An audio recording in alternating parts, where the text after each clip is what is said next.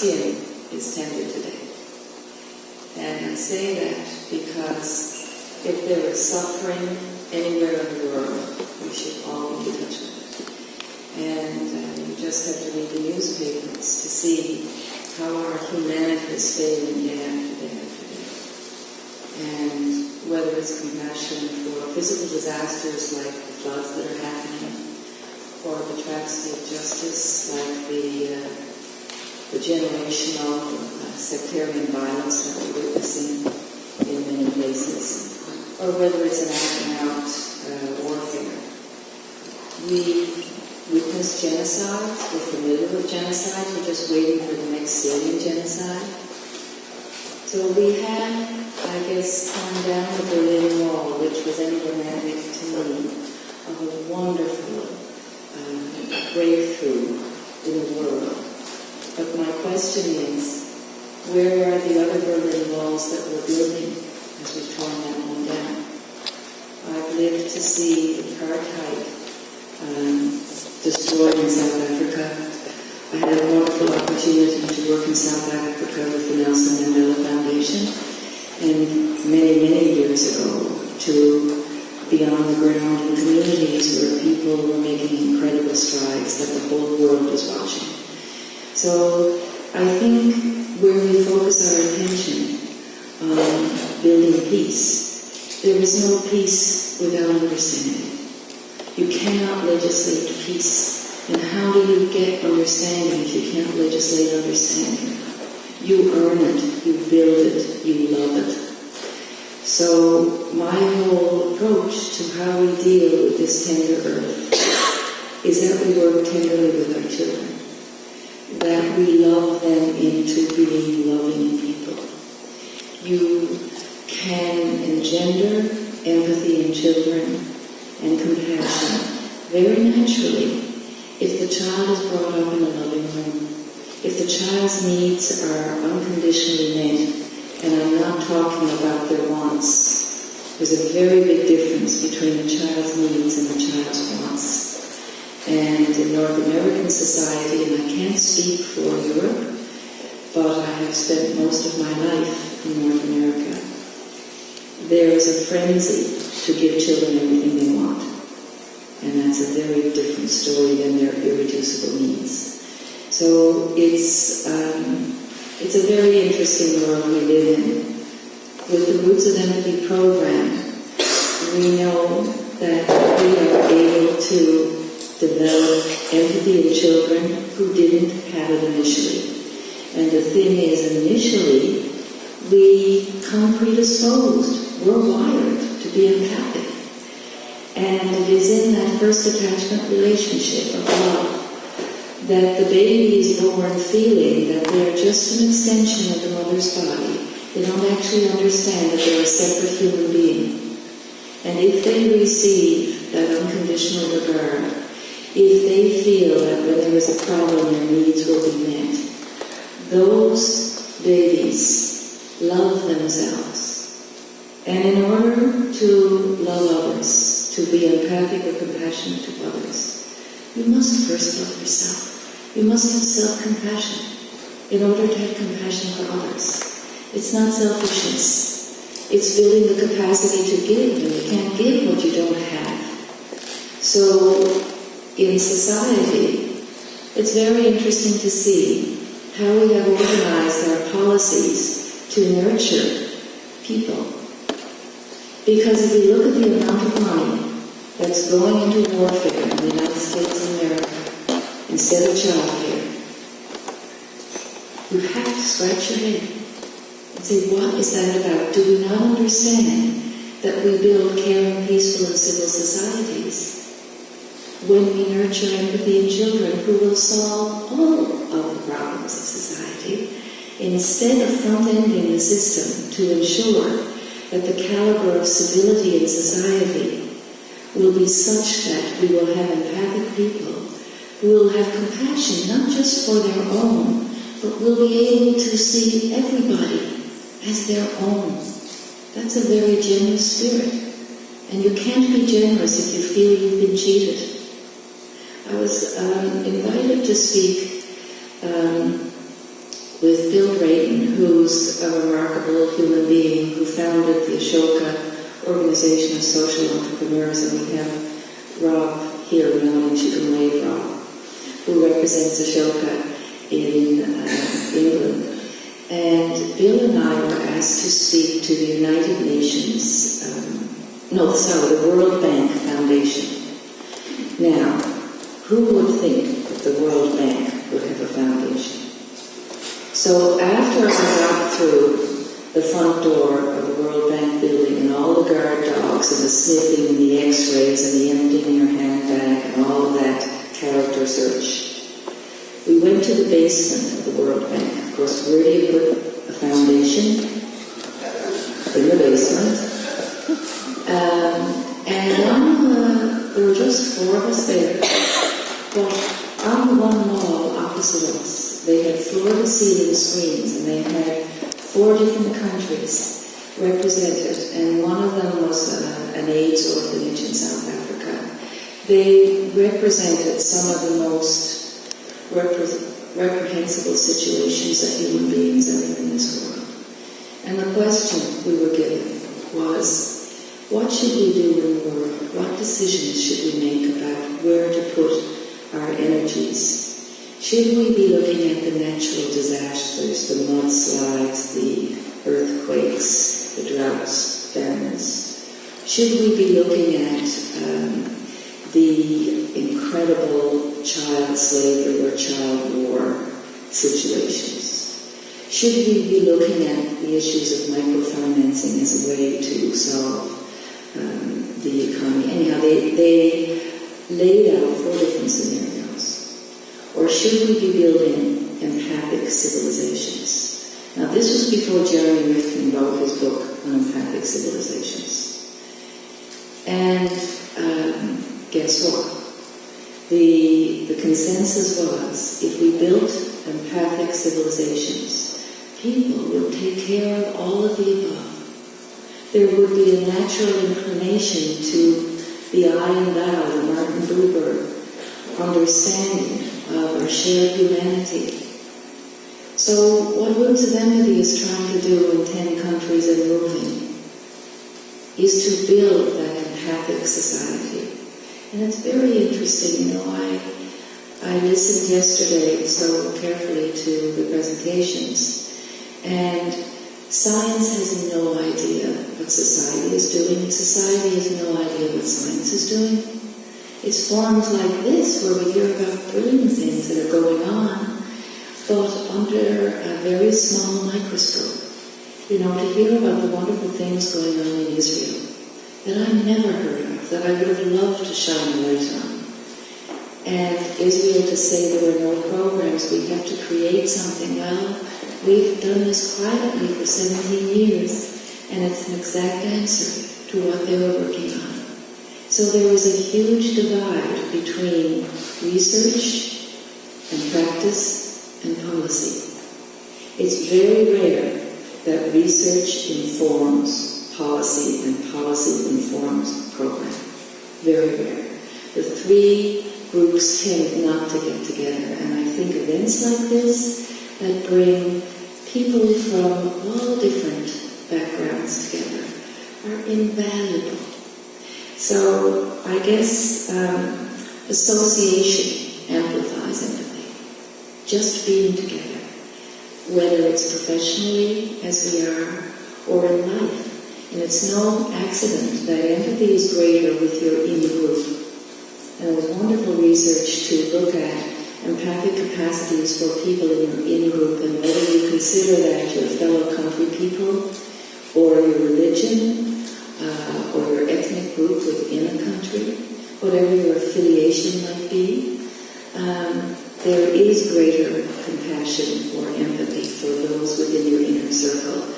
And as we were looking at yesterday afternoon, the family empathy. So whether you call your family of man, however you describe it, it can be considered a little bit differently. But if we are truly to be a peaceful world, we need to find ways to consider every person who walks on the land family. consider them like us. And that's what we're trying to do with children, roots of empathy. Allow them to see that, as someone said yesterday, I thought it was lovely, you're not special. Well, everybody needs to be special to the people who love them personally. But none of us need to feel special in the universe. And the humility of the Dalai Lama as an example of being happy but not being first. And we're absolutely driven by being first. You know, the questions we ask ourselves in society are really, how much and how fast? Well, aren't they stupid questions? When you're on your deathbed, do you really want to know how much and how fast? How much have you acquired? And how fast can you do things? These are more the societal values. Whereas, you know, if we were to ask, how well have we done something? And that would mean, has it helped something but not hurt something else? Because if we help one thing and hurt something else, we haven't moved the needle at all. And if we look at how kindly we've done something, is that not a better measure than how fast we've done it? So, in Roots of Empathy, initially when we work with the classroom, we work also, our instructor works with the teacher. And in education, and it varies by country, we give out medals, awards, ribbons from the time a child enters school. It's who's the fastest runner, who can tie their shoes earliest, who knows more about spelling or reading or math. We are looking for heroes all the time, winners. And if learning is predicated on winning, if you have one winner, everybody else is a loser. If you turn on the television, everything is about winning fastest first. Well, Roots of Empathy isn't about medals, ribbons, and everything. And it takes us about 2 months before the classroom teachers, who we give the program to as a gift, before they realize that you as an adult are controlling children's happiness and their sense of self-worth and contribution, their efficacy. If you say, you're only good if you get my ribbon, you're only good if you get the medal that me, the powerful adult, is going to give you, because in my judgment, this is what I think. How on earth are little children supposed to know what's valuable? Because if coming first is what's valuable and what you get recognition for, that's a very sad state of affairs. So, one of the things we do to help children realize that we are interested in what everybody thinks, we're also interested in how everybody feels. When we ask the children a question, we never take the first hand that comes up. Never. Number one, it's always a girl. Why is it always a girl? Because in most societies, we socialize our little girls to be more competent at talking. Not necessarily listening, but at talking. So neurologically, when you're a 6-year-old, little girls have the advantage on little boys. They are able to bring together their thoughts and their words and spit it out faster than little boys. It has nothing to do with intelligence. It's a developmental readiness. It's a cognitive issue. It's a coordination aspect. Just like little girls always, there are clearly exceptions, but little girls tie their shoes earlier than little boys. And tying your shoes is nothing more than a physical coordination. They can print their name 6 months earlier on balance than little boys. So why on earth would we reward with our attention the child who gets their mouth in gear with their brain faster than the little boys? So what happens? Little boys tend to sit back and think the little girls are smarter when they're young. So we work at like the radio shows, where they say the 7th caller wins the tickets to the theater show. So we don't count for 7, but we wait. And we wait and we allow for silence. We fill, in our culture, we fill every waking moment with noise. We feel that if we're not talking, there's no thinking happening. And I would like to propose it's the opposite. I think when we're talking, we're not listening. And if you're not listening, you're only half thinking. And so often in conversation, it's about waiting for the other person to finish so you can start. That's not thinking, that's not communicating and connecting. That's just rude. And nobody learns in that scenario. That's about promoting yourself. So it's very interesting to see how the culture of the classroom changes. How teachers suddenly begin to realize that they have been maybe abusing their power. Because you can get compliance by arranging the classroom in such a way that children are desperate to get your respect, your attention, who try so hard to be in your light. And although every child should respect their teacher, they shouldn't go to school in order to get the teacher's recognition. It shouldn't be like that. They should be going to school to learn, to have friends, to be kindly regarded by the teacher and respected, but not to have their hearts broken if the teacher didn't look at them that day or didn't give them the good answer, Joey. So the whole dynamic of learning very often is predicated on becoming a praise junkie. So you wonder why so many little girls grow up to be sexually abused, and that's a field I've worked in for a long time, or to be physically abused. They don't have a sense of self-worth. They don't have a feeling that what they think matters. So in the Roots of Empathy program, children who normally don't contribute to conversations, because all praise has been withdrawn, and when any child makes a comment, the Roots of Empathy instructor will either repeat what the child said, which lets the child know they really did hear me, and I'm hearing the adult saying my thoughts out loud with no judgment, not positive and not negative. Or if they don't repeat what the child said, they'll say thank you. So there's an honoring of the child's risk-taking. Well, what happens is the children all feel that they can take a risk. So the children who never wanted to embarrass themselves by speaking in the classroom, because very often the classroom is judgmental and children will laugh at a child who makes a mistake.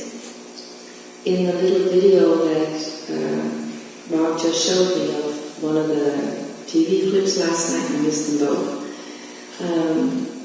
The one that you just showed me, the little boy was in the classroom, and the fellow from the TV station put the microphone to the little boy after the class was over and asked him what he thought about the baby, little baby Zoe. And he said, I think he such and such.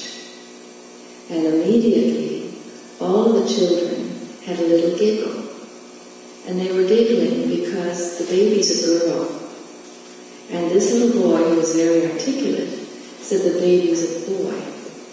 And that little mistake of pronoun, the program has just started. It's a 9-month to 10-month program, and it's in its just started its second month. It started in October. I'm going to show you another video where a little boy made the same mistake. It's in a Toronto classroom, and the little girl is baby May, who I showed you a little bit of yesterday. But in this clip, the little boy, who is new to the country, who's trying out his English, he's 9 years old, and he's stammering and getting it out, but he knows that what he has to say will be listened to and respected by everybody. And he says, he's trying to, and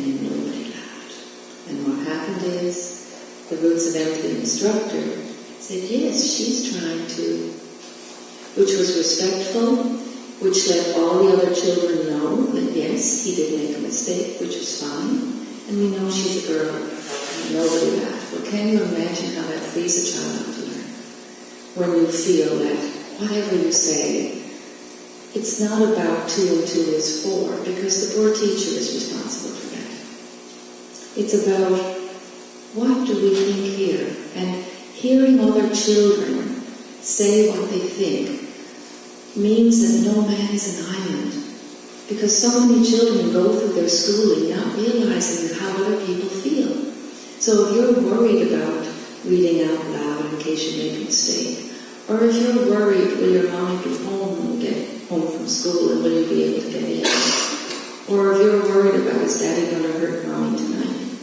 Or whatever you're worried about, the fact that you know that other people have these same thoughts is really restorative. And in North American culture, and probably here, it's only when children become teenagers and they start listening to music in their early teens that the themes that they have been thinking about are suddenly played back to them in the music. It's totally disturbing, you know, when you listen to some of the lyrics.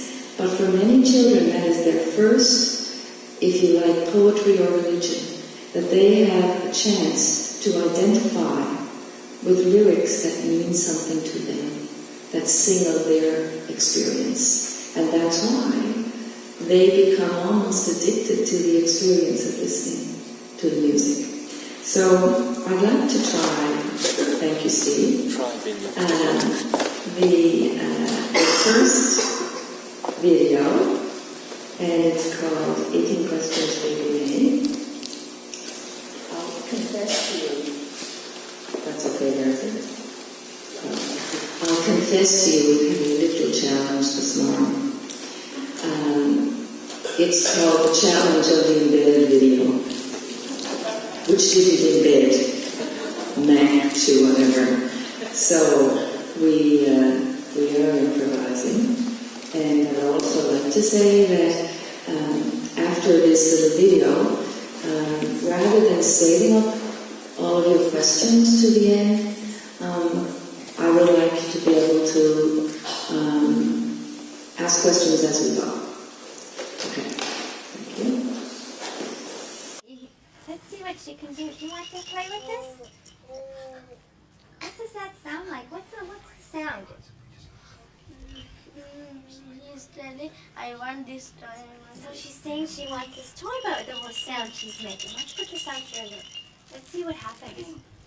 Okay, now do you think she'll be able to get this? Not at all. Okay, let's watch her.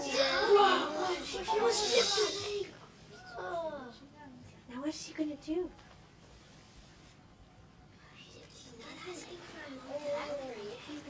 Yes. Let's see if she keeps trying.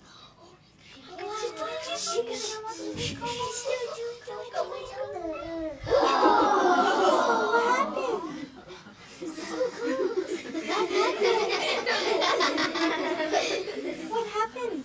Should I pick you up? Do you need help? Okay, let's pick you up. Okay.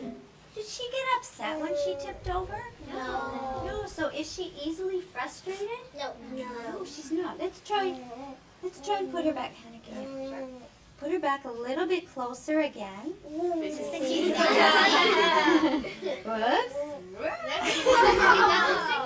think she's ready to do something else. Let's see if she tries again. It's dancing. Want to try again? What do you think? Do you think she wants to try? What do you think? He wants to try again. Do you think she wants to try again? See, look at her body's reaching. Let's try and see what happens. I want to see this. Does anybody remember when she was learning to roll over? What? She kept trying. Oh. Uh-oh. Did that get her? You okay? Should we try? Make a little closer? I did show you a little tiny bit of that yesterday for those of you who were here yesterday, but the fuller clip allows you to see how the family visit in Roots of Empathy goes, that it's all about what the children think. And they do all contribute. And the little boy is he. You can see nobody skipped a beat. It's a very joyful learning environment. There are not many times when little children spend a half an hour smiling and laughing in school. And it's the idea that learning must be painful is a misnomer. Learning should be joyful. Learning should be carefree. Learning should be cooperative and collaborative. But apart from learning by asking questions and having the children ask questions, you can see in there that the Roots of Empathy instructor said, so did she get upset when she tipped over? So is she easily frustrated? So this idea of being coached and guided into understanding another human being's intentions and their feelings happens in all these 9 visits.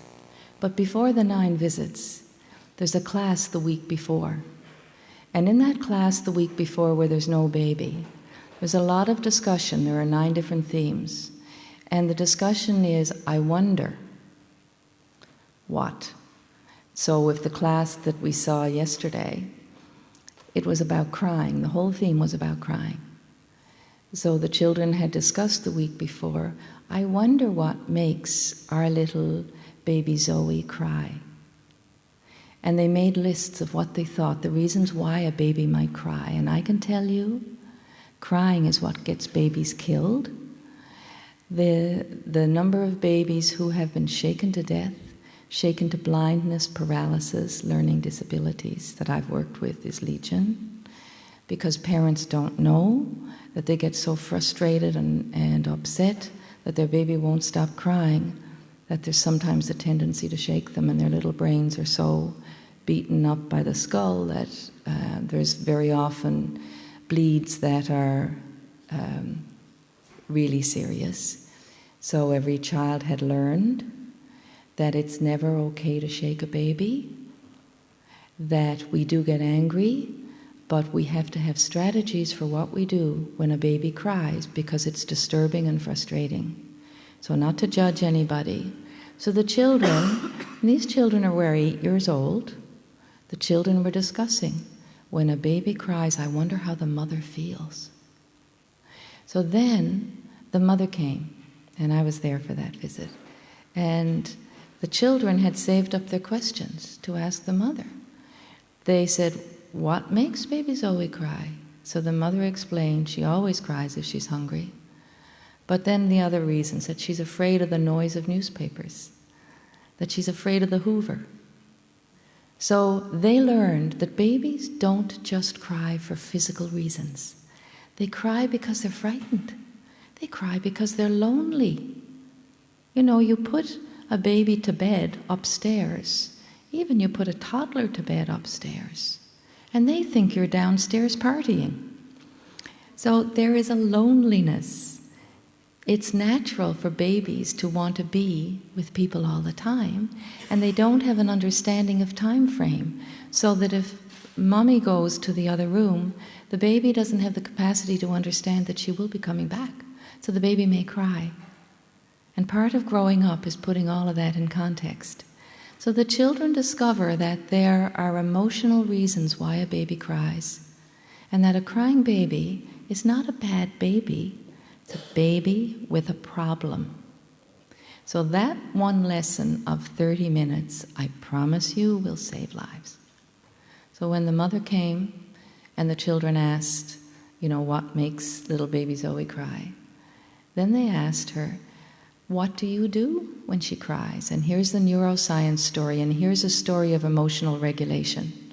Because we are a society that is emotionally illiterate, and there is a steady uptick of emotional ineptitude. We're not getting better, we're getting worse. The me is becoming bigger and bigger. Narcissism abounds. But for the mother to say that when the baby cries, these are the things I do, and she demonstrates. She said, I lift the baby up and I pat the baby. So we say to the children, what's happening in the baby's brain when the mommy is patting the baby? The children will say, they do this. And what that means is they are recognizing that in the baby's brain there's connections happening because of touch. And then we'll say, well, what is happening? What is the mother saying to the baby? And the children will say, well, the mommy is saying shh, shh, shh. And what's happening in the baby's brain?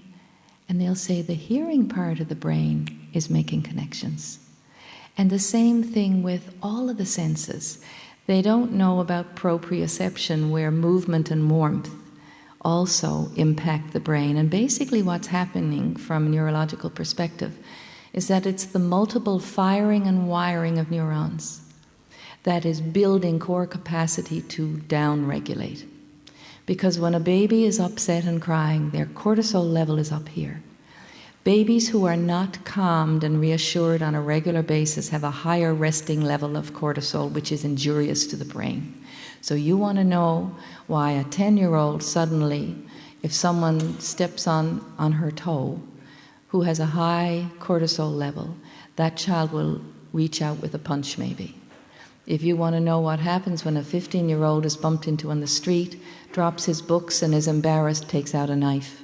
Because they don't stop and think, they are on chronic, vigilant alert. They are just defending themselves all the time. And it is exhausting, it precludes learning. So getting it right when a baby is very young, helping a baby learn to regulate their own emotions, is helping the baby for life. So the children understand how the mommy, or in this case, yesterday the class I visited, a 6'4" daddy, is helping that baby regulate emotions. So once you have that opportunity in the family visit to go through the children's questions to the parents, then they say, how do you feel when the baby won't stop crying? At which case the daddy laughed and he said, let me tell you.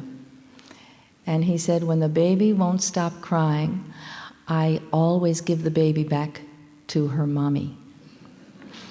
And then the children said, so do you give the baby back to the mommy when the daddy? And she said, no, because I'm able to calm the baby better.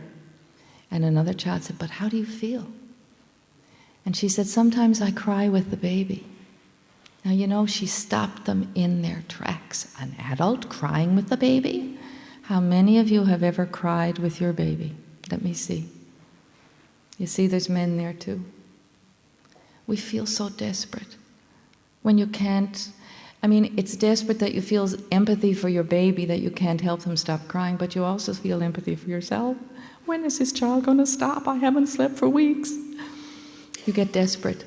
So for little children to have insight not only into how a little baby feels, but into how adults feel, that we are, basically the message is, in the world, we share the same feelings. Whether you're 4 months old, 4 years old, or 40 years old, the feelings are the same. And that is the huge message in Roots of Empathy. Own your feelings, understand your feelings, recognize the feelings of others. How can we help one another in the world? And the unifying piece in all of this is the universality of human emotion. That we can understand that people who don't speak our language, who don't live in our continent, who dress differently, listen to different music, eat different food, practice a different religion, they're no different from us. They have all the same basic feelings. That in and of itself is huge. The other thing I'd like to just reference back to is when the baby fell down, the Roots of Empathy instructor said to the baby, do you need help? Well, obviously the baby does. She's a beached whale, right? She can't get up. She's not crawling. But the respect of saying to the baby, do you need help? So the children are used to that. because the very first time the baby came, the Roots of Empathy instructor had asked the mother to put the baby down on the green blanket and said to the baby, "May I lift you up?" And said to the children who were looking agog because they can't understand, why would you be asking this baby, "Can I pick you up?" The baby's 2 months, for goodness sakes. Do you think the baby's going to say yes or no? So the instructor coaches, again, the children in reading the cues of the baby. And I referenced that yesterday. So this is, again, another thing of coaching the children so the baby put up her arms, which was yes, and meant it was all right. But still, in terms of child abuse down the road, the message is these little children know that you respect the rights of a tiny little baby who's completely vulnerable, that baby can say no and you will respect it. So that's why we have huge disclosures in Roots of Empathy about abuse. Because children suddenly realize, I too can say no, and we never mention this. But if you are respecting the feelings and the rights of a little tiny baby, they understand that the teacher, who they know and trust, and the Roots of Empathy instructor, who they're coming to know and trust, would listen to them. And that's what does happen. So, when you think about how we, as a society, allow for the contribution of every citizen, a child who is being abused, whether it's physically or sexually, is an impaired human being who has no sense of self-worth, who has a big challenge in knowing how to be in the world. And unfortunately, the way we have been treated, loved or not loved, comes out in the next generation. So that's why you do get generational poor parenting and violence. That's why parents can't seem to protect their children. It's always, people are so amazed and they say, well, yes, you were abused as a child, but change the record. You're now 30. You don't have to be a victim all your life. Actually, what's happened is your brain has been programmed. And it's not so easy to change the record because the plasticity of the brain in the early years in abused children is very different. But if you have a chance in your childhood, in your primary school, to think about things differently and to play different records possibly, you have a chance for recovery there. So this whole idea then of saying to the little baby, do you think she's easily frustrated? That's another big message the children get, because one of the ways we show that we're all different. Now, I've just talked about how we're all the same. But if we don't acknowledge difference in the world, that is how we carve sections of society off. They're different, we don't have to care about them. They're different, they're not as human as we are. They're different, they don't look like us. They don't sound like us. This ability to face head-on differences, to talk about different and the same, not like Sesame Street, one of these things is not like the other, but in a real meaningful way. So the way we do it is we talk about temperament. And temperament is 9 different traits that dictate, they're innate, how we are predisposed to see the world. Now they can change over time. One of the temperament traits that doesn't threaten anybody is physical activity level. Do you see how we're all different in our physical activity level? It's almost impossible for me to sit down for an hour, so I'm going to be compassionate to you. But, I was one of those children who was quiet, but physically tortured if I had to sit too long. I remember them saying to me in school, one teacher said, in a kind way, not in a mocking way, "Mary, I've never seen you sit in a chair where 4 legs were on the floor at the same time." Because I had to be rocking and bopping. Now, as an adult, you can chew gum. You can squeeze a ball. You have your own ways of dealing with it. And quite honestly, it's a huge benefit to me now. I don't need to sleep a lot. I get by very well on 4 to 5 hours. People hate me for that. I don't feel any jet lag business. I'm completely non-rhythmical in my body. And I'm very, very active. So when you're a child, it's a real problem. You get in trouble in school. So to say that the baby, on the continuum of physical activity level, to identify that the baby, and the children will tell you in a minute, right? It means for the children in the classroom, it's okay, I'm not bad. Because active children think they're bad. They get in trouble all the time. One of the strategies I suggest to teachers for very active children, assign 2 desks. One desk for the child to have something in, so they have an excuse, a legitimate excuse to get up and move. Send them on messages. Give them legitimate reasons instead of always having to correct them. So that's a very easy one. Rhythmicity. Some little babies just don't do anything on schedule, and the mothers and fathers are exhausted because there's no sleeping pattern. Plus, you hear people say, oh, I have such a good baby, he sleeps, goes to sleep well. Well, you can establish a routine with a baby who has a very rhythmic body, where they're hungry on time, they sleep on time, all the bodily functions are more or less regular, predictable. That's lucky if you get a baby like that. You think you're a brilliant parent. But if you get a baby who has very low rhythmicity, who has very high activity and has very high intensity, so what's intensity? Your emotions are very out there. They're very quick and they're very intense. So to be emotionally intense is a character flaw when you're a child. Ridiculous. When you're an adult, you want an intense friend.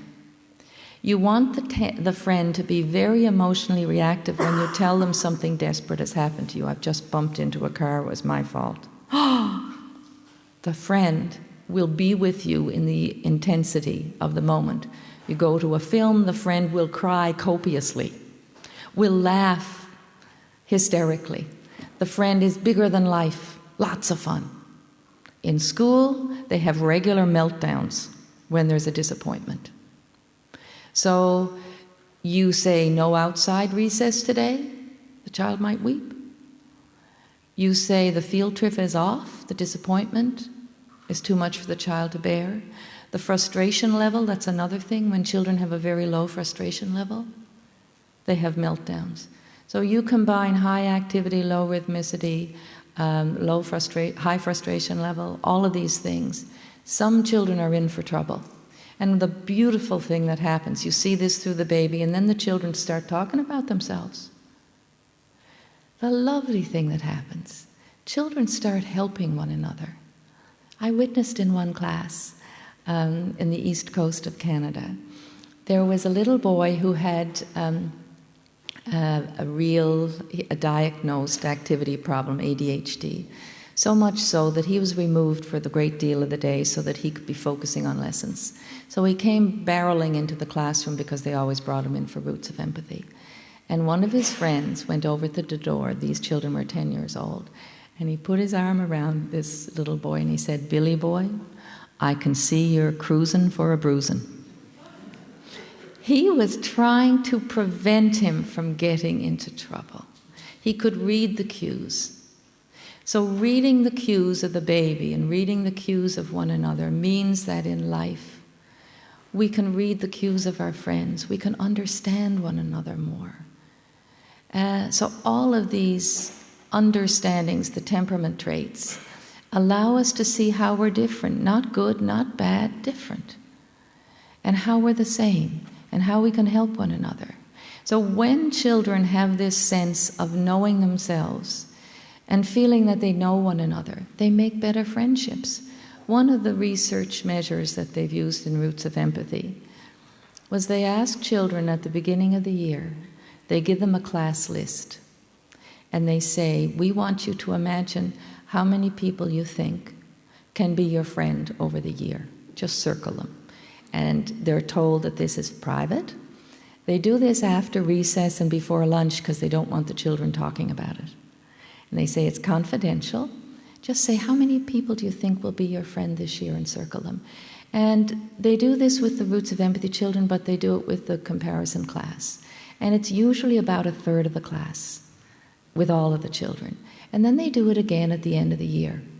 And the lovely thing that happens is that at the end of the year, the control class still has a third of the children. There'd probably be different names, but a third of the children. The Roots of Empathy class has 2/3 of the children. So the fact that they're able to make friends like that, the 2/3 of the class now is their friend, not just could be your friend, but is their friend. So the capacity to make friends in childhood is a vitamin for life. If you can make and keep friends, that is a huge protective factor. If you look at resilience in childhood, one of the key tests of resilience is, do you have a friend? You don't want to know how many children say they don't have a friend. And it is a lonely, bitter experience to go through school without a friend, a confidant. So I'd like to stop right here and ask people what they'd like to talk about. I have a ton of other things, but I'd rather address your agenda.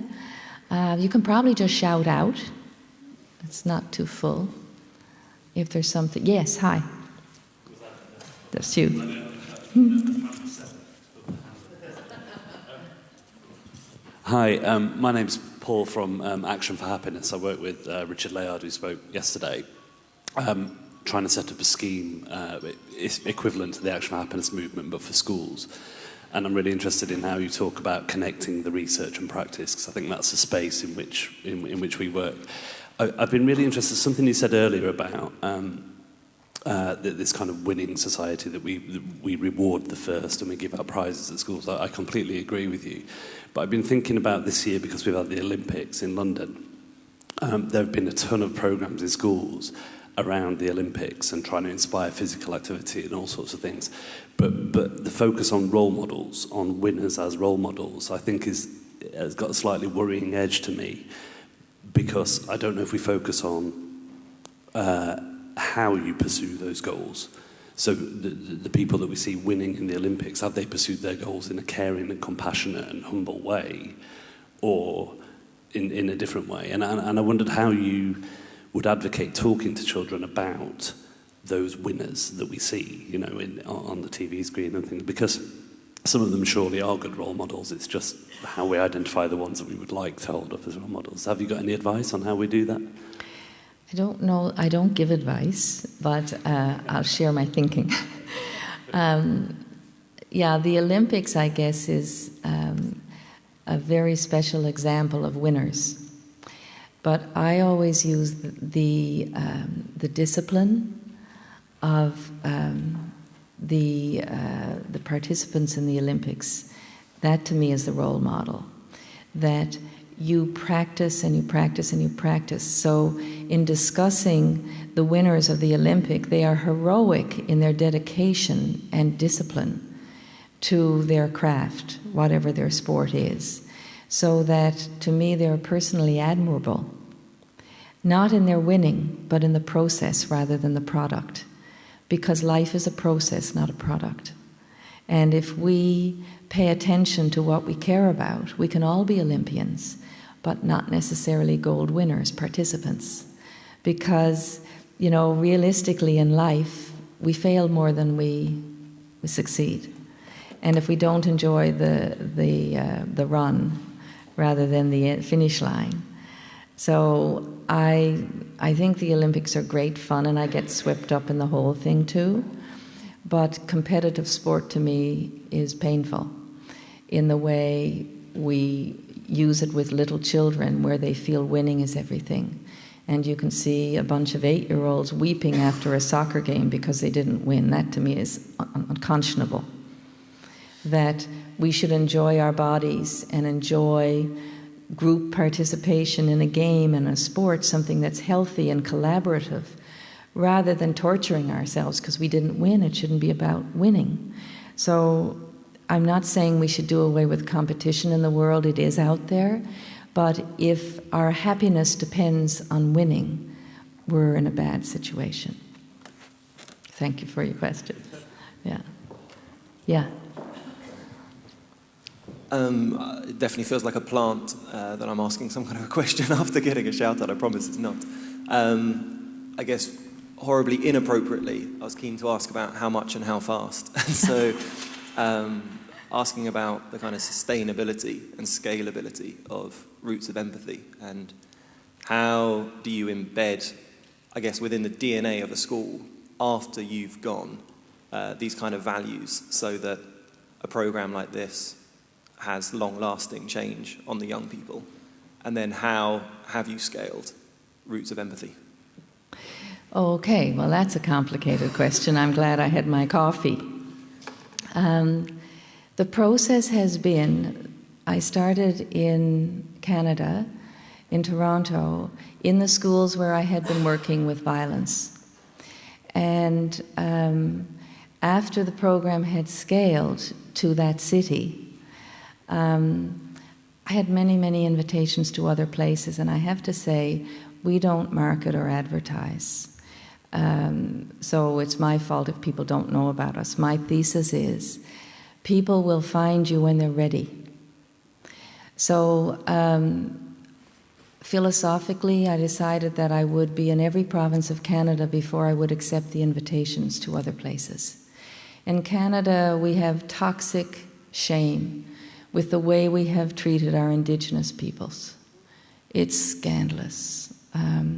So I wanted to be very sure that I had offered or made people aware in our Indigenous communities that they could have this if they wanted it. Takes twice as long and costs twice as much. But having done all that and having understood the cultural aspects of our Indigenous peoples, and we have Inuit and First Nations and Métis, we have many different groups and many different language groups. So having covered off on all of that, then I decided to accept some of the invitations from other places. So how have we scaled? In Canada, the governments pay for Roots of Empathy on balance. There are 10 provinces. The governments pay through health. It's funded as a mental health program because we reduce stigma. And the biggest problem in mental health is the secondary problem of stigma. So we don't do anything with the clinical mental health issues. Because the children understand difference and same, because they understand that people who have mental health challenges are no different from us, they have the same feelings, and because we promote mental well-being. So people say, what? You're funded by health? So there's a big amount of funding because we promote mental health as well. We're funded by education. Why? Because it increases children's ability to learn. So it is sustainable when multiple governments and multiple ministries understand. So we're also funded by Justice, Ministry of Justice. So it is sustainable in the Commonwealth countries more so than in countries like the United States, where in 100 years you would never go to the government for funding. Whereas in Commonwealth countries, if you have evidence, and I mean it is all about having evidence, you have to prove that if you're taking up instructional time, you better be on the money. You better be doing what you say you're doing, and you better be able to prove it. So it is sustainable in those circumstances. You say, and then in the other countries we're going to, our partners are varied, but when government funding is there, you generally have a better ability to scale and to sustain. Now, you are also vulnerable. For instance, in Australia, when we first went to Australia, the government that funded the program, and I always say, don't even talk to me if you're not looking at 3 years. I want a plan. And if you can't plan 3 years ahead, you're not serious, and I don't want your money. So for us to invest with us, it's about time. Where do you put your energies? So the one exception I made was Australia. And guess what? The government changed and we were out. Because I can't go to Australia and start raising money. If they can't raise the money, we're not having the program. So I never, people think, oh, this is a nice, gentle program. No, I'm as tough as nails. I'm not wasting our time on anything that isn't going to be sustainable. So thank you for your sustainability question. So when you say what happens when you leave the school, you know what? We don't. People keep wanting the program in the school, so I would rather keep providing the program in the school, and guess what? We never leave the children. Because what happens with the children is inside. So we are not in charge of it. What they are measuring now, the research direction now is really unusual, I think. They're measuring the structure and functioning of the brains of the children who have roots of empathy and seeds of empathy, which is for the little children, 3 to 5-year-olds.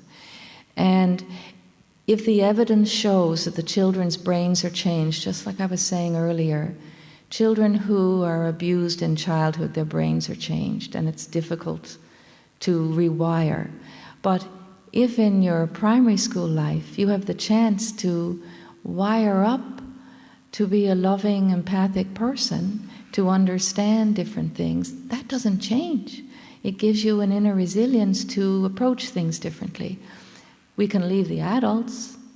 A teacher who gets roots of empathy in his or her classroom may not get it in the second year because they might decide, oh, we're giving it to all 9-year-olds next year, and you might be teaching 7-year-olds. But it is sustainable forever in the children. In terms of sustaining it in a school system, or a school district or school board, however we describe the entity, if the direction of the school board changes, you could get turfed out, I suppose. And right now, and I was interested to see on this little TV thing that you showed, they had set me up as an anti-bullying program or a bullying prevention program. And why do they do that? Because that's what they're interested in. That's what is the number one problem for principals, is how do they manage all the bullying, which has caught the public eye because it's torture for children. Children are being tortured when they go to school sometimes. They're sad, sick, and lonely inside, is what they tell me. So yes, we have a proven impact on reducing aggression, which includes bullying. But that's a little piece. The bigger piece is how does the child change? And it is empathic children who don't bully other children because they know how it feels. So this whole business, your question of sustainability, generally when people ask that question, they're asking you about money. I don't think it's so much about money. It's about understanding what are the levers that will allow society to identify that children matter, and that how do you connect the cause-effect in society. We have a complete disconnect, cause and effect in this society. You know, we're putting more black youth in jail in the United States than in university. Is that not an indictment? So what's the cause-effect here? If you feel alienated, you're going to do mean things. So what are we doing to change the game plan when people are children? So in Canada, we are sustainable, but thank you, we've been there for 17 years. In the United States, where we have private funding, completely unsustainable. So I'd say no to most places in the United States unless they have their own unique plan. So I don't know if does that answer? Yeah? Okay, thank you. There was a question over there. Hi, my name's Sarah. I work in Peacemakers, which works in primary schools trying to develop all sorts of peacemaking behaviours. And one of the things we talk about when we go into a school is a whole school approach. Do you find that you can just go in and do your programme without affecting the rest of the school, or do you talk about how teachers are as role models in other classes, policies, those sorts of things? Thank you. We are understood in schools as a social and emotional learning program, which is fine. Most programs like yours and other social emotional learning programs take a whole school approach because the teacher delivers the program. What's awkward or different about us is the teacher does not deliver the program because we would never allow them to, because it's so huge and fidelity is our middle name. I've been a classroom teacher. We have a significant curriculum. It's a big curriculum. There's 27 classes. I don't let anyone mess with it. We train people specifically to deliver this curriculum. There's a 97% fidelity rate. We know the children get what they're supposed to get. I don't try to convert the whole school. When we have a teacher who has roots of empathy in his or her classroom, we work with that teacher. Now what's happening along your question is an interesting thing. Some school districts, for example, Oakland, California, which is a very tortured school district, a lot of poverty, racial tension, it's a painful place, but they have hopeful people there. So they've made a 5-year commitment and a plan. Because my earlier work, my first innovation was about parenting, support and early literacy for disadvantaged families as before they entered the school system. They are using that strategy, they're using Seeds of Empathy for the little children, and they have asked me to work with all of the teachers. All of the teachers will not have the program, you don't need it. There is a spillover effect to the children. So that if you have, say, 5 Roots of Empathy classrooms, those teachers talk to one another, to the rest of the class. And the best way, I think, of spreading something is not by, like what I'm doing now, talking at people. It's by allowing people to speak with one another, by having teachers talk about strategies that really work for them on the ground, the attitudes of teachers that change, and also by sharing with all of the teachers in the school what this program is about and how we're working with children and what our thinking is. And they, in the research that they do on Roots of Empathy, and there's a lot of, there's a dozen years of research. And it's always, it's randomized, controlled, pre-post, the whole 9 yards. They won't use a class from the same school to compare to the Roots of Empathy class. Because the children are in contact with one another through friendship and in the playground, and the teachers talk, so they feel that they've infected one another in the nicest kind of a way.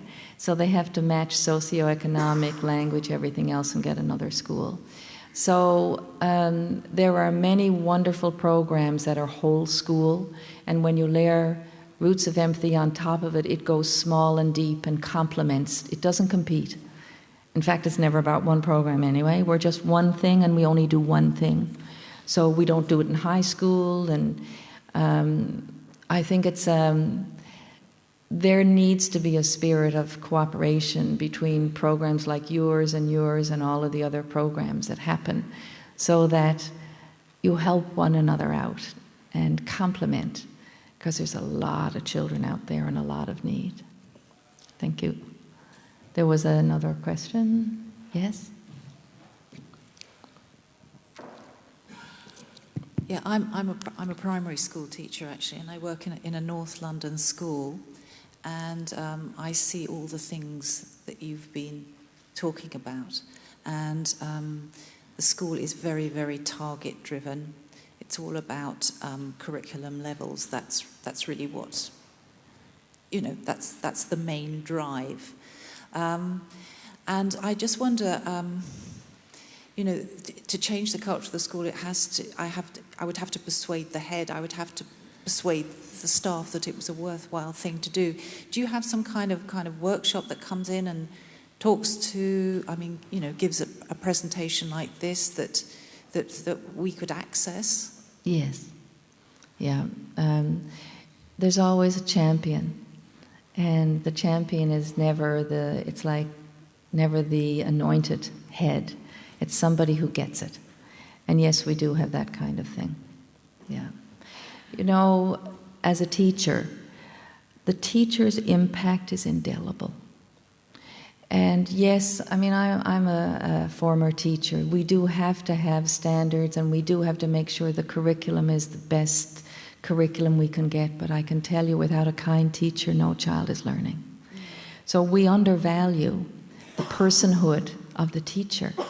So you can have the best curriculum in the land, but if you've got a harsh, non-empathic teacher delivering it, the children, just because you're pitching doesn't mean someone's catching. So I think we overlook the power of teachers in their ability to love children into learning. How is it okay that when they're in preschool, we hug them and we laugh with them and we're very much with them? And then when they start primary school, it's all about what's in their head, not in their heart. And quite honestly, you cannot disentangle cognition and emotion. And children learn through relationship even when they're young. I've heard my grown-up kids say in high school, I can't stand that subject. Well, they don't mean that. They mean I can't stand that teacher. And if you ask them why they can't stand that teacher, they'll say, because that teacher can't stand me. So it's all about, do we feel seen? Do we feel heard? Do we feel appreciated? And the teacher has immense power. So I'm always happy to be able to endorse teachers, just as parents have indelible impact on their children's lives. The younger the child is, the more influence the teacher has. I always say we're like a hit and run act, because we come in 27 times, but we could never have the same commitment to the children that the classroom teacher has. They know the child. And unfortunately, I don't think we're spending enough time knowing our teachers, valuing our teachers, understanding what the job is. The job is more than delivering curriculum. The job is connecting to the children so that you have a pathway for delivery. So if you can't reach, you can't teach. And we've forgotten the reach part. Another question. Yes.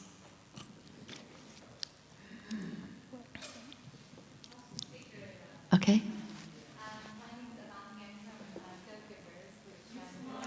Can't hear.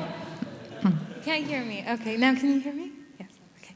My name's Avanti. I'm from Go Givers, which works with primary school teachers, again, to raise caring and compassionate young citizens. And it's really, we're part of the Citizenship Foundation, so converting that empathy to action. So I was wondering if you could speak a little bit more about that, and also in terms of evidence, behavioral indicators as well as the neurological indicators.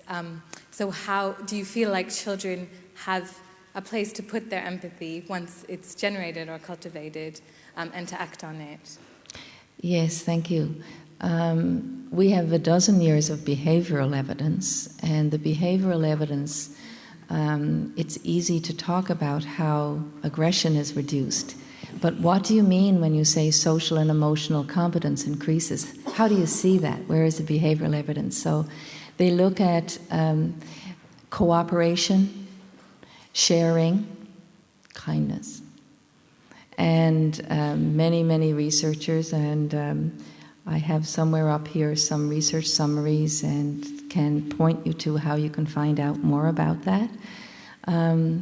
So in terms of working with the teachers, teachers also, I think, are very stressed and under the microscope of society. They're criticized. They're criticized for their unionization, and then they're criticized for many, many things. We like to shoot the messenger. So I think it's wonderful if you're working with teachers, helping them with self-compassion as well as being empathic to the children, but it goes upstream you're working, because teacher preparation, where I'm invited many, many times to help build empathy into the pre-service training of teachers, the people who organize teachers do not demonstrate empathy to teachers. So yet we're asking teachers to demonstrate empathy to the children. So we need to work at all aspects of it, and in my next coming decade, I've had many decades under my belt, but I am going to spend more time supporting teachers in how they can gather up all of their energies and intelligence and heart and insist that they have a chance to be people with their children. You know, if you look, the cognitive aspect of empathy is perspective taking. Do we ever take the perspective of the teacher? The stress teachers work under. The affective aspect of empathy is emotion. In what meeting have you ever heard teachers legitimately to have a chance to talk about how they feel? Because if you're running on empty, it's very difficult to be giving children what they deserve. So in this society, the two most important institutions, I would say the institution of the family is number one, under the stars, number one, the most important institution. And how much attention do we pay? Number two, the institution of education is the second most socializing institution, because how we socialize our children isn't a part of the future, it is 100% of the society we will get and that we deserve. So how are we investing our time and our energies? We're building new prisons. Why? Because we failed our children. In the United States, 50% of teachers, new teachers, have left in 5 years. 50%. Now, if we trained our doctors and 50% left in 5 years, there'd be a moral outrage because it costs so much to train a doctor. So there's something wrong here. We need to be paying more. Where's the stethoscope to see the heartbeat of education? Democracies are grown in classrooms. The classroom is really just a window on tomorrow. What you see, the microcosm of the classroom, is society, as we will get it. So just as I always say, we get the governments we deserve, we get the society we deserve. And it's not as if we don't know what to do about it. Yes, over there, yes.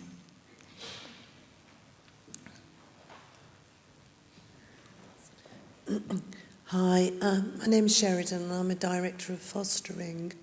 So I work with social workers and looked after children. The children we look after are possibly the most abused children in the country. Many of them have been sexually abused. All of them are emotionally abused. I'm wondering, our children are often together in groups, but they don't receive their education, their ongoing education as a group. Have you any experience of working the programme with a group of children who don't go on to be together all day in their education? Thank you for your question, and I've worked a lot also myself with integrating foster care children into the system. No, we don't. And again, it's not the Roots of Empathy program that will do that. We work on the premise of the community of the classroom. We're tipping the culture of the classroom. So that's why I don't offer the program in high school. But there could be a separate program for your children based on empathy. It just wouldn't be Roots of Empathy. Thank you. There was a question over there.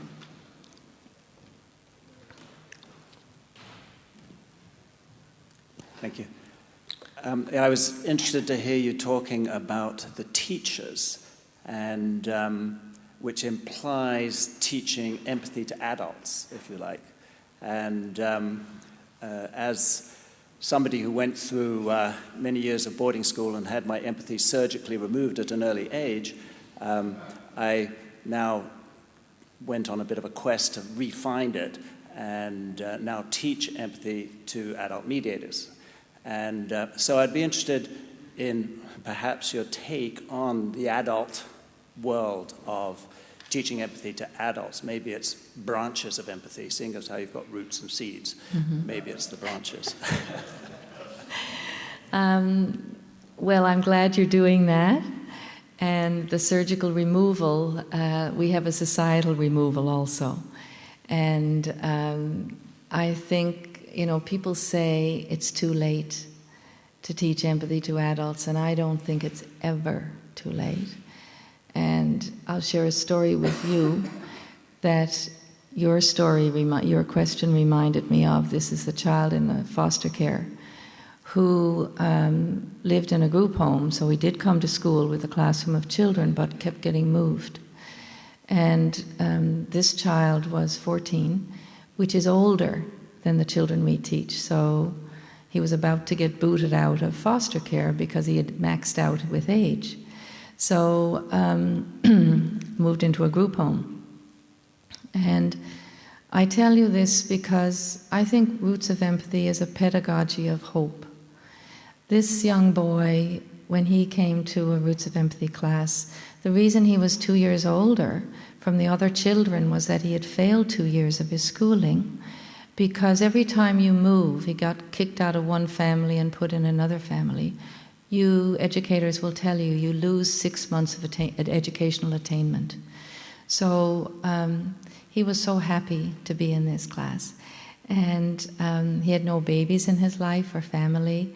Everyone in his family was in jail or dead. And he had witnessed his mother being murdered when he was 4. So you talk about the wiring of this child's brain.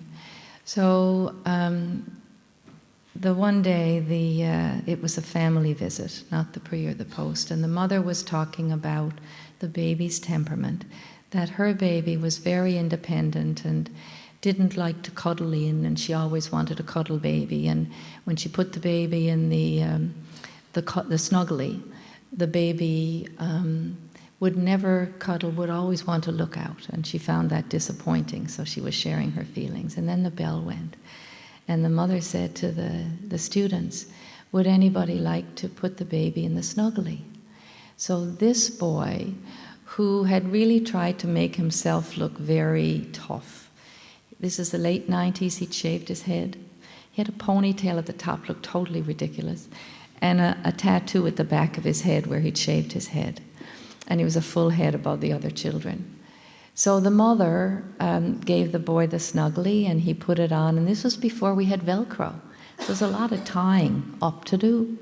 So after all that effort, the Roots of Empathy instructor said to the young fellow, would you like to put the baby in the snuggly? Now, the mother looked mildly horrified. Anyway, she did put the baby, the young boy did put the baby in the snuggly, but he put that baby in chest to chest. And that wise baby molded to him. Babies are wise. So he went off into the corner and he started rocking back and forth like this, and he was holding the baby on the outside of the snuggly. And he did this for a few minutes, and there was pandemonium in the classroom. No one was paying attention except the mother, who never broke glance. So then when he came back, and he very gently lifted the baby out and gave it to the mother, he said to the Roots of Empathy instructor, do you think that if no one has ever loved you, that you could still be a good father? So we don't have the right to give up on anybody. So I'm very happy to hear that you're teaching or training or coaching or enabling, whatever verb you use, adults to find their empathy, because it's in there.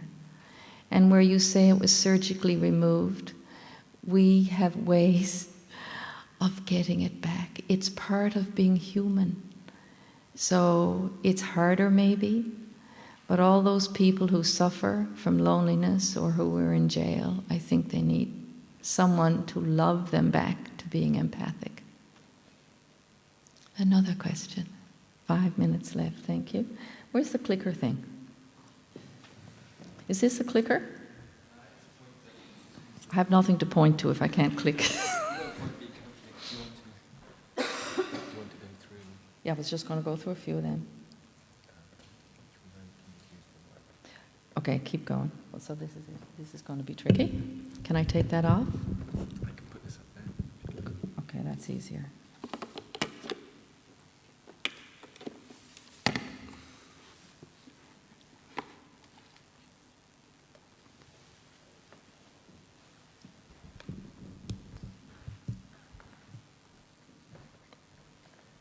I'm whipping through these because as I shared with you, we had a little glitch this morning.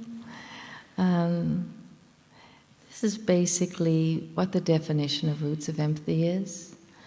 I always go with what the children say. The children say, Roots of Empathy is about understanding how your friends feel.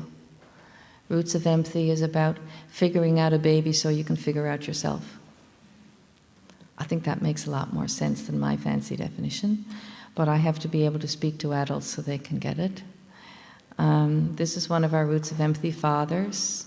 We do get fathers. It's more normal to get the mom or the mom and the dad, if there is a dad, but I would like to say that the Roots of Empathy parent is the good enough parent that Bettelheim spoke about. It's not about degrees and bank balances, it's about caring. All we're looking for is a secure attachment relationship and living in the neighborhood. Boys and girls, when Stefana came around to say hello to you today, how did she seem to be feeling? Yes, Behan? Nervous. Nervous. You thought she felt nervous. How about you, Talia? She felt excited. You felt she was excited. What made you think she looked excited? She was keep on kicking and bouncing. She's kicking and bouncing. Yes. Anything else? Yes? She felt happy. You thought she felt happy. What made you think she felt happy? She had a great big She had a great big smile. How did you feel when she came around? How did Stefana make you feel? Yes, Cheyenne? Stefana made me feel happy. And how did she make you feel? She made me feel proud to be here. Proud to be here. Thank you. Proud to be here. Intrinsic pride is one of the things we work with. In our culture, many places, you're not supposed to feel proud. I remember in my childhood in a convent school, pride was a sin. So in Roots of Empathy, we really want children to be proud of themselves and proud of one another. But it's the intrinsic pride, and I'll tell you a quick story because I think I have 3 minutes left, so I won't show you the other slides. There was a young girl who was 11 years old, and we visited her classroom. And it was a post-family visit where they were reflecting on how they themselves were feeling.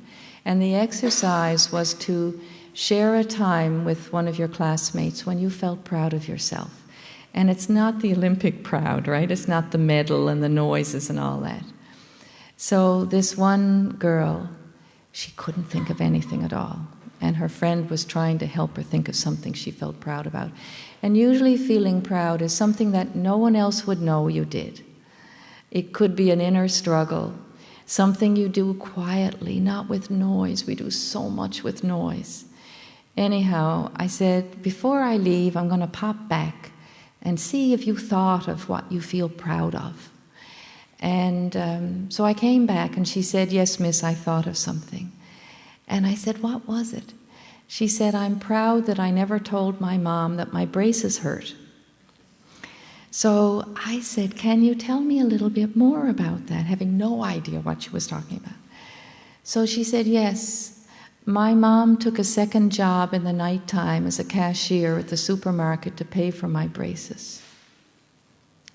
So I said, when you're 21, please tell your mom.